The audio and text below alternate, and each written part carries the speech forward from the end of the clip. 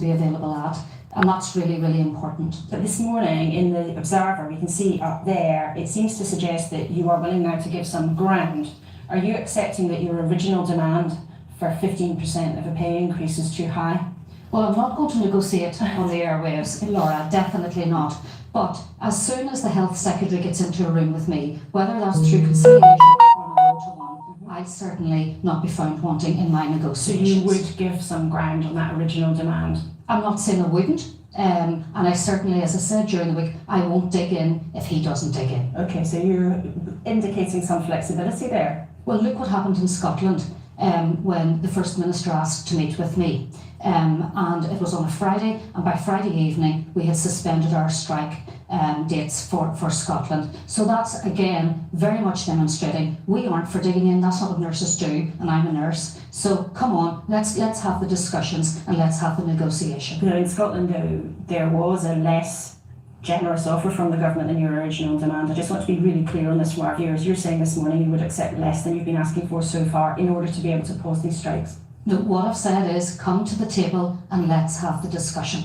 Okay. Stuart Rose, what do you make of what's going on here? I mean, in your very extensive business career, you've also had to deal with industrial action, but how do you think the government's handling this? Well, listen, I was married to a nurse for 25 years, so I know how hard nurses work and I know how tough it is. I did a report for the NHS back 7 years ago, and I was on the front line, and I recognise the tough times that we've got.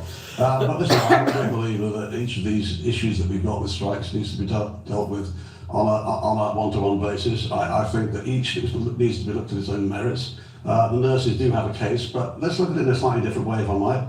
We've had 4 events in the last 10 years. We've had COVID, we've had the war in Ukraine, we've had the global financial crisis, and we had Brexit. And these things all conspire to make very tough times for us, and we can't solve the whole problem in 1 minute. So my answer would be, let's sit down, let's negotiate, but let's do what's possible. Can I ask you also about something else, just briefly? Asda's got lots and lots of pharmacies around the country. We know lots of pharmacies are reporting shortages of the antibiotics that people want for their families to help cope with strep A. What's going on? Is there a real shortage? Well, there is a shortage. I think the answer would be we're thinner than we'd like. We're coping. We've got about 250 pharmacies, but it's okay. But we need to make sure that people are reassured that those stocks are available, but we'll get through it. Okay, we'll ask the NHS boss about that in just a second, but Seabag, as a historian, do you think the moment we're in, a lot of the newspapers this morning are suggesting this is sort of a moment of decline, a moment of great disruption, a bit like the 1970s. Do you think that's right? No, I don't. I think one has to look at it in a different way. I think that the crisis of the 70s was systemic about the way British industry worked. But this is a much bigger crisis. This is a crisis of the comfort democracies, as I call them. The expectations that our countries will be able to afford pay rises and massive benefits for people. And of course, this is in the end something faced by all the democracies, all the democracies in Europe and the States, of course, in North America. And it's something we have to sort out, or it will threaten our democracies themselves. Very interesting. Well, maybe we'll pick that up with the Foreign Secretary a bit later on, but you all stay there. Hard work for you guys in the next 50 minutes or so. So let's talk about the strikes. That's one on most people's minds. Nurses, as we've heard, in England, Wales and Northern Ireland are due to strike on the 15th and the 20th of December. 10,000 ambulance workers, including paramedics, are out in most of England and Wales on the 21st and the 28th.